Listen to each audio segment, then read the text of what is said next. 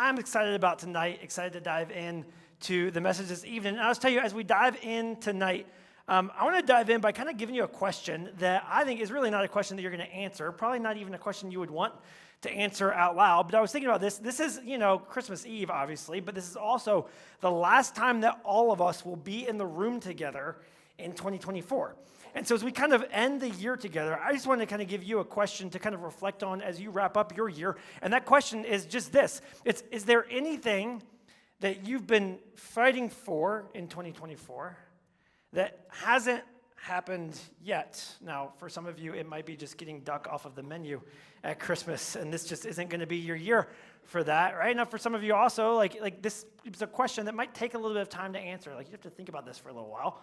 For others of you, though, this is a question that, as soon as you see it, you immediately know what your answer to this question might be, right? Like, you've been fighting all year for something, and it hasn't happened yet, and it probably isn't going to happen in the next 7 days, and you're probably going to carry that with you into 2025, right? For many of us, your answer looks like one of these, right? It's something, at least in your career, maybe, like you've been fighting for that promotion, or you've been fighting for that new job, or you've been fighting just to have a job, right, for quite a while, and it hasn't happened yet. For others of us, it's in the area of a relationship. You've been pushing and fighting and trying to, make things work in it, but still things aren't quite working in it. Or for some of you, it's in family, maybe just one side of your family, or both sides of your family, and this Christmas probably ain't going to change that much. Others of us, it's in your finances. This year, for many of us, it's felt like a fight financially as you just keep feeling like you're pushing uphill in that area. Or for some of us, it's your health, and you're still waiting on getting something scheduled or having that appointment or getting that answer, and you're going to have to wait till the new year to get in to see them about that. Or for some of us, it's something else, right? But for many of us, I would be willing to bet there's something that you've been fighting all year that you're actually carrying with you into next year. And then right smack dab in the middle of that fight, you find yourself in the Christmas season, which in some ways is a break. But if you're honest with yourself, in other ways just kind of feels like an interruption and an inconvenience in the thing that you're just trying to get resolved in your life, right? Like we're waiting on an email that was going to tell you about that job or tell you about that situation. Now you haven't gotten it yet, and you know you're not going to get it this week. You're probably maybe going to get it next week, if not sometime in January. You've been waiting to get that appointment scheduled. But you can't get that appointment scheduled now, and you're probably going to be waiting until January. And so even though this feels like, Christmas break, in some ways, it's just an interruption between you and the thing that you've been fighting for. Now, my hope for you in the few minutes that we have together this evening is that through this time together, this Christmas season for you actually begins to shift, and you actually recognize it, not just as an interruption or as an inconvenience in your journey, but that you actually recognize it as something else. And maybe it becomes the very thing that you needed in that fight. But for it to become that, it requires us to have a different understanding of the Christmas season than many of us carried in this evening. But to understand the Christmas season, we actually have to start by understanding your other favorite holiday season that's right around the corner. Tax season. Who's excited for that? Let's go. Now, tax season. You're excited for tax season. Rachel, looking for that check in the mail. Let's go. Right? I feel you. No, but for some of us, right, like Christmas season and tax season, like they're not all that different, right? I mean, both of them require you to give money to people you don't like all that much, Both of them are going to find you broke at the end. They're not all that different, right? But you're like, hey, why do I have to understand tax season to understand Christmas season? Because the Christmas story, which is at the heart of our Christmas season, the Christmas story actually finds itself at the heart of tax season, right? In fact, the Christmas story begins in Luke's gospel with a detail that many of us just kind of read right past and skip right over and brief right by so quickly, but a detail that tells you so much about the situation that the characters of that story find themselves in. In fact, Luke starts the Christmas story with these words. He says, in those days, a decree went out from Caesar Augustus that all the world should be registered. He says this was the first registration of Quirinius. We can go on. This is the first registration there of Quirinius, right, who was governor of Syria. And all went to be registered, each to his own town. Now, you got to understand, when he talks about registration, what he's actually talking about specifically is a census, but the census felt a little bit weightier for them than it does for us, because the census was all about determining how many people there were and how much property that they had so that the Roman Empire could calculate taxation upon a province. And so when Luke tells us that there's a registration happening, everybody reading it in the first century understands that this registration is all for the sake of taxation. Now, Caesar Augustus loved himself a good census. Every few years he'd issue a census around the Roman Empire because every few years he wanted to recalculate things so that he could collect more so that he could expand more throughout the world, so that he could increase his military power and increase the infrastructure within the regions that he had already conquered, but doing all of that on the backs of provinces who were carrying the weight of that to fund and fuel Rome, right? Now, the Jews had a common response in the Middle East to these taxes, their response that you're pretty familiar with as an American. Their response to taxes was what you wish you could do. They just often resist and revolt.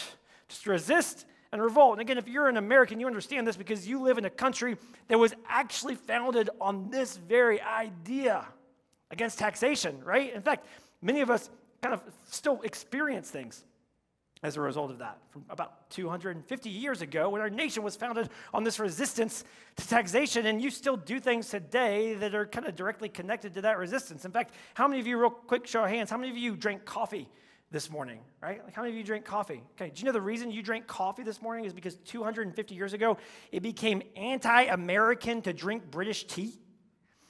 Now, just out of curiosity, how many of you drank tea this morning? Yeah, you ain't raising your hand now. You're like, nope, not a minute that, right? But here's the thing you have to understand, right? Around the birth of Jesus, right? Where Luke gives us this story. They found themselves constantly resisting and revolting against the taxes of Rome. In fact, you see this over and over again. About 40 years prior to the birth of Jesus, a king named Herod ruled throughout the Middle East, particularly the province of Judea and of Galilee, right? Herod ruled there, and he was just this ruthless leader, constantly taking more than he was given, right? And at one point, this kind of rebel rose up among the Jewish people, a guy named Hezekiah the Zealot. What a name, Like I wish I could have that on my stocking, Hezekiah the Zealot, or as the Romans called him. That was his Jewish nickname. The Romans called him something different, which I liked even more. The Romans called him Hezekiah the Bandit Leader. Like that's baller right there, And Hezekiah the Bandit Leader just rises up with his gang of bandits, kind of this Robin Hood situation, and starts to rebel against King Herod's rule. Ultimately, Herod snuffs him out, beheads him, right, and kind of puts this whole thing out. There's this fun story Josephus tells us about this time when some of his bandits, after he had been killed, were hiding out in these caves on the side of a mountain, and Herod was so determined to snuff them out. He couldn't get soldiers up the mountain, and so he got them like around the mountain to the top of the mountain and lowered his soldiers down in wooden crates to get them to the mouths of these caves so that they could go in and snuff out these bandits. Now, Herod snuffs out this rebellion, but ultimately Herod gets like massively deathly ill. But most historians, kind of just the way they read the text, kind of it seems that Herod had like kidney failure coupled with a case of worms in places that I'm not willing to talk about publicly, and I'm just, thank God for modern medicine, that we don't deal with that anymore. But he's just like, his body's massively afflicted. He seeks every physician he can possibly find. He bathes in things and does different things, just trying to cure this worm kind of situation he's got going on. He can't do it, and he finally realizes he's about to die. And so he just is so sick and twisted. This is just how twisted he is. He calls together as many Jewish male leaders as he can, calls them to him. He says, hey, I want to have a meeting with all these Jewish leaders. And they come to him. And then he has them imprisoned and locked up in this giant theater, just fills the theater with these leaders and locks them up. And Herod looks at his leaders. And he says, I'm about to die. He says, I'm a terrible king, ruthless king. Nobody in Israel is going to mourn my death. I'm not going to be mourned properly as a king. He says, so when I die, before word of my death gets out among the Jewish people, go to the theater, kill all of these Jewish leaders.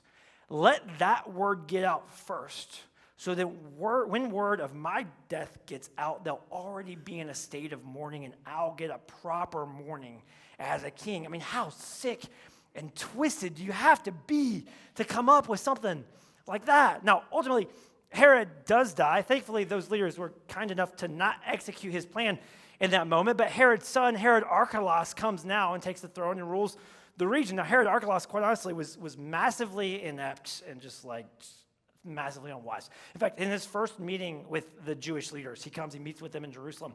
He pulls them together. The Jewish leaders demand a relief from taxation. They say, you've put too much on our backs. We can't bear it anymore. They demand a relief from taxation. And Herod Archelaus, he tries to postpone the meeting and kind of put it off. Well, the Jewish people start to revolt in that moment. They start to riot a little bit. It gets a little bit out of hand. And so Herod Archelaus sends soldiers in. And the soldiers then begin to be stoned by the Jewish people who are there. They start throwing rocks at them. So Herod Archelaus sends in more soldiers to try to calm down this riot. And ultimately, 3,000 Jews are killed on this day. It's so bad that finally the Jews and the Samaritans, two groups who live near each other but massively hate each other, like cannot stand to be in the same room together, refuse to be in the same room together. The Jews and the Samaritans come together and together send a delegation representing both of them to Rome to protest the rule and the leadership of Herod Archelaus. This would be like if Nancy Pelosi and Marjorie Taylor Greene got together and went to the Supreme Court holding hands to complain. You know what I mean? Like, this is just unheard of in this time. Okay? And yet they go and they petition Rome to relieve them from the rule of Herod Archelaus. And can you believe it? Rome actually listens. They say, okay, we'll pull him out. He lasted for like 2 to 3 years. They exile Herod Archelaus, and they replace him with a ruler named Coponius. Now, they send Coponius in, but they go, we're not willing to screw this up again. And so Rome sends with Coponius, they send another kind of experienced leader to go with him, a guy by the name of Quirinius. And Quirinius is the governor of Syria at the time. And Quirinius is sent with Coponius with 2 agendas. First, he's supposed to liquidate the estate of Herod Archelaus, which just kind of sounds like the best yard sale I've ever heard of. You know what I mean? Like, I'd be there for that. And the second thing they send him in to do is to take a census for the purpose of taxation. And the Jewish people just aren't having it at this point.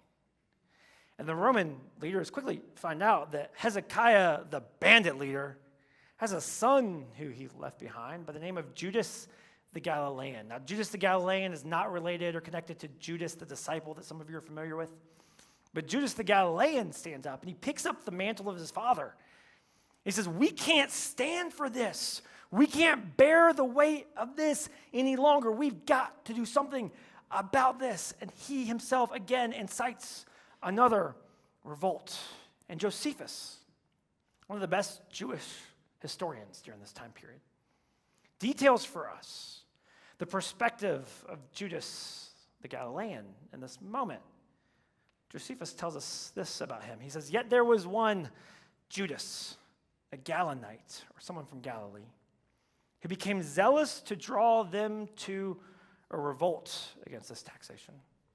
He said, who both said that this taxation was no better than an introduction to slavery and exhorted the nation to assert their liberty. They also said that God would not otherwise be assisting to them.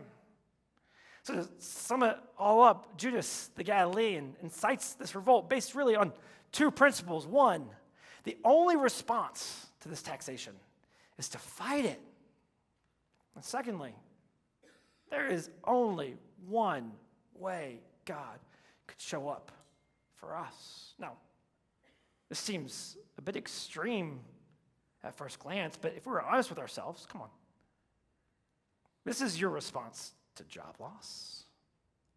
This is your response when your marriage is in crisis. This is your response when things start to fall apart. This is your response when a loved one gets sick. This is your response when anything in your life that you weren't expecting to happen opens up some level of uncertainty in your life, and your response is not too far from this. And so you can understand how they would operate and lead and move from this position and this mindset.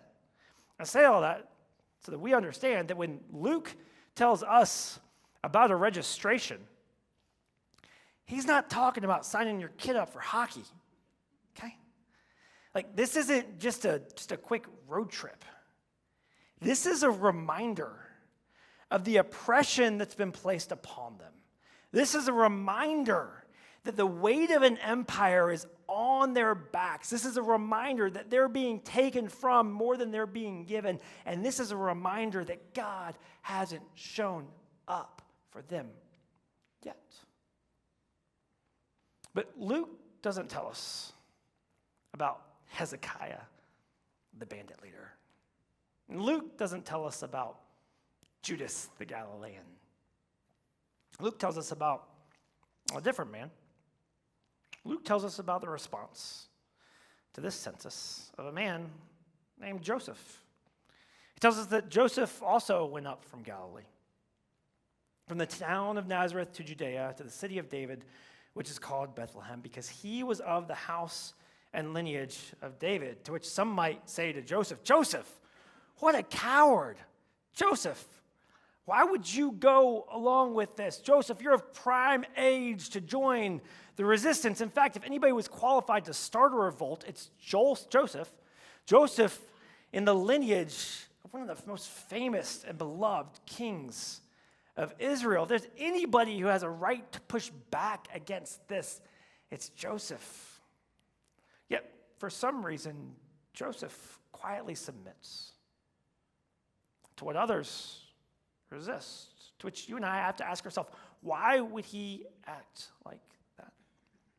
And if you're familiar with the Christmas story, you already know that Joseph knew something that no one else knew in that moment. And Matthew, in his gospel, and in his account of the Christmas story, Matthew tells us about an experience that Joseph had had just a few months prior to this census that changed his perspective of the census and changed his perspective of what God might be doing in his life. Matthew tells us this. He says that now the birth of Jesus Christ took place in this way. And you've heard this, many of you, before. So when his mother, Mary, had been betrothed to Joseph and they'd become engaged, before they came together, she was found to be with child from the Holy Spirit. Now, Joseph in this moment finds himself smack dab in the middle of a massive pregnancy scandal, right dab in the middle of a crisis, smack dab in the middle of a, what are you going to do about this, Joseph? She's pregnant, huh? And Joseph has to respond to this, and Joseph has to do something about this. Joseph can't just sit back and let this just float on by. Joseph has been pulled into this too far to not respond in some way. And so Joseph starts to process how he's going to respond. And Matthew tells us that Mary's husband, Joseph, being a just man and unwilling to put her to shame, resolved to divorce her quietly. He resolved to this. He processed this. He thought about this. He said, this really feels like the best option that I have. Quite honestly, it's really the only option that he had. He said, I'm going to do it as quietly as I can.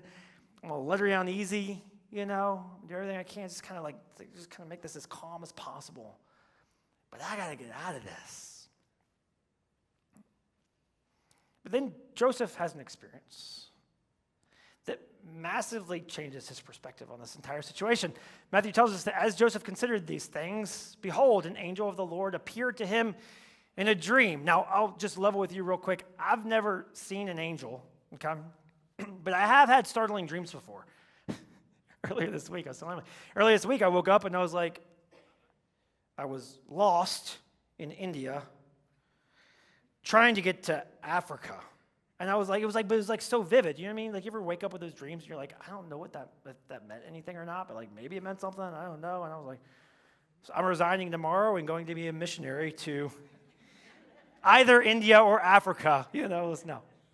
You've had moments like that where you just woke up and you're like, man, that felt real. Did that mean anything? What did I do with that? And Joseph had a dream that was so vivid and so real and so right in his face that he couldn't mistake the fact that it meant something for him. And in this dream, this angel looks at him and says to him, Joseph, son of David, do not fear to take Mary as your wife. Now, you have to understand, this is the one option for Joseph that isn't an option, okay? This is taking the job when you know the salary isn't big enough. This is sticking it out when it doesn't make any sense at all. This is planning the trip for next year when the doctor says you may not see next month. Like when Joseph sat down late at night and made his list of options, This is the one thing that didn't make the list. In fact, this is the one non-option of the whole thing. And yet this angel looks at Joseph and says, no, that's your option. And then he begins to explain to Joseph.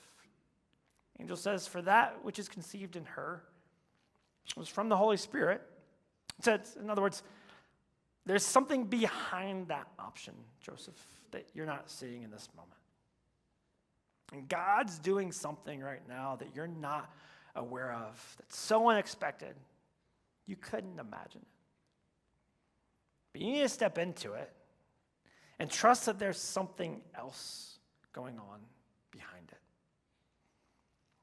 It goes on to tell him that she will bear a son, and you shall call his name Jesus, for he will save his people from their sins. In other words, this isn't just about you, Joseph.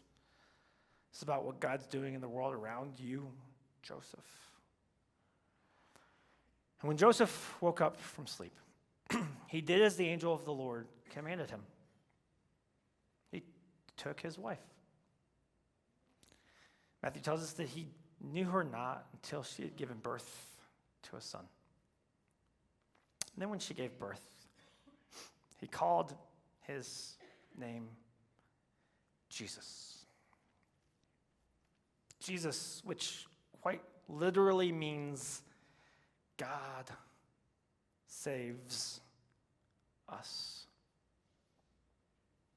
And when all of Joseph's peers were looking for God to save them with a sword, we're sure that the only way that God would show up in their life was with force and with might and with strength. Joseph peers into the eyes of this tiny little infant that he's holding. This fragile life, the smallest of things.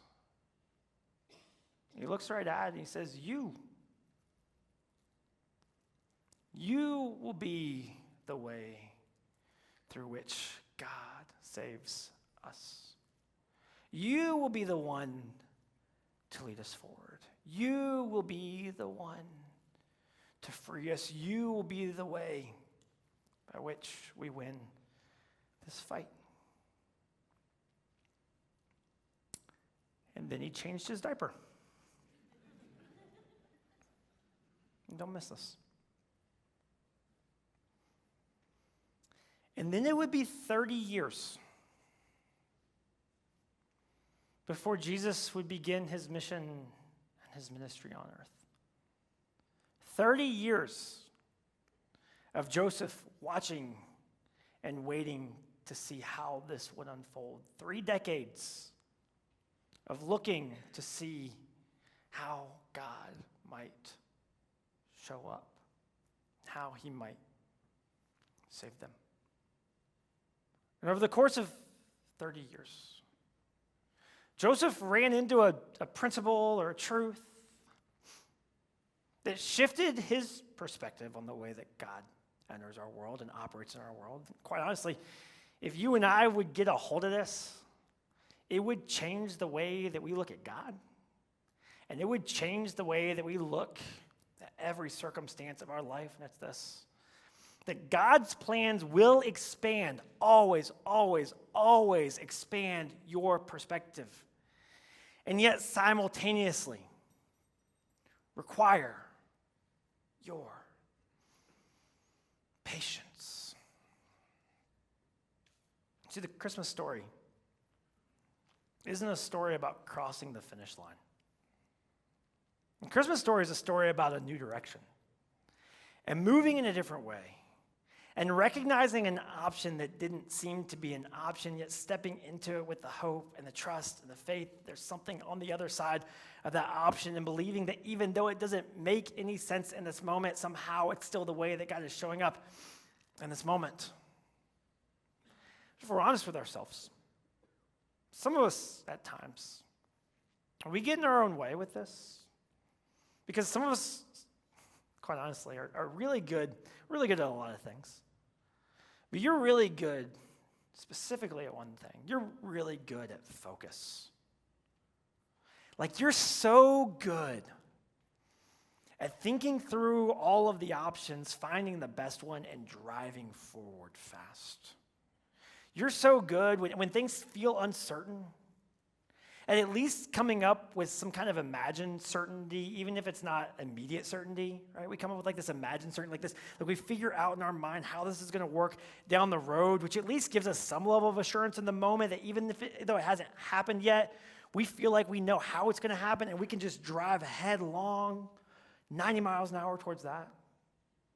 If we're not careful, we start kind of living like, those blinders that they put on horses at the racetrack, just to keep them locked in and focused on one thing and nothing else. The problem is, your life isn't a racetrack. And you weren't built to go fast. You weren't designed for efficiency. And you weren't built to figure it all out in a moment. You were built for love and trust and faith and hope, dependence, listening, peace, following. And for some of us, we run smack dab into the middle of this interruption that we call Christmas break. For some of us, perhaps, what God's actually trying to do for you is help you press pause, help you see another way forward, and help you have the patience to follow it slowly. Now, in just a minute, we're going to transition to a moment of candlelight. And as I was thinking about candlelight this week, I was thinking about this. I was thinking about, there's a candle. There you go. There's also some people that are going to help you get candles in a minute, I guess. So, I was thinking this week about the first time I tried to make a fire. I didn't grow up making fires. I didn't grow up in Minnesota. If I had, I would know how to make a fire, right? It was in my mid-20s. It was a season of my life when everything was changing. I had just gotten engaged, just finished grad school, and was just about to move 4 states away. And so I was it was all good changes, all good stuff, but you know how it is. Sometimes a bunch of good change at once still feels unsettling and still feels like a lot and still feels overwhelming. And I was like, I gotta just get some time away. I need a break. And so I was like, you know what I'm gonna do? I'm gonna go camping by myself for the first time in my life at 25. That seems like a good idea. I was like, I just want to go away and just get some quiet time, just some space with God. So I went out there, and I didn't really know much about camping, quite honestly, so I rented a yurt, which kind of felt like one step above camping. I could probably, at least I wouldn't have to set a tent up, but I still had to start a fire. And I'd never done that before. I didn't know that it helps if you take your own wood with you, I didn't think that it had rained 3 days prior. I didn't know what I was doing. So I just got a bunch of wood and I stacked it up. I had a nice little log cabin thing going on. I watched YouTube, And then I got just a bunch of dry leaves and some grass. And I just put it right there in the middle. And I pulled out my match and I lit those leaves. And it took off. Those leaves caught fire so fast, and that fire raged so big so quickly. And then about 2 minutes later, the whole thing just went out. So I said, okay, I got really close. I'm going to try this again. So I got some more leaves, and I piled them in there, and I lit the leaves. And that fire took off. It was huge, just blew up, massive. I'm really good at starting a lighter, nonetheless a fire, But it just took off, and I got really excited again. I'm like, yes, I'm doing it. I can make a fire. And then when we went out, right? And then I did it again, and again, the same result. Again, I just got so excited. This is happening. I can start a fire. Whew. And then the whole thing went out. And life feels like that sometimes, doesn't it? Like we do all of this work really fast in a moment, and it feels like we're making progress, and it feels like we're making traction. It feels like we're getting somewhere in this, and then it goes out. So we do all this work again, and we get all of this traction. I feel like we're making so much progress. We see a little bit of momentum, and it looks like it's something, and then again, it goes out. But the way that God showed up in our world 2,000 years ago, the way that he consistently shows up in our world, it's in the smallest of ways. And the best fires, you know this, the best fires start small. And they build slowly. And in time, they become something that you couldn't have imagined and that no one can stop. So in just a minute, you're going to get a candle. It's not a real candle, quite honestly, because we don't own this building. And the people who do don't trust you. So what you're going to get is a battery-operated candle that kind of looks like it belongs in your grandmother's window, you know? Like it's just kind of maybe behind a wreath. But here's my hope for you. As we experience this time together, that you might be reminded of the ways that God shows up in your world. And in the middle of whatever it is that you're fighting this year, in the middle of whatever it is that you're going to carry with you into the next year, that you might be reminded what to look for, what to hope for, and of the ways that he shows up for you in that fight.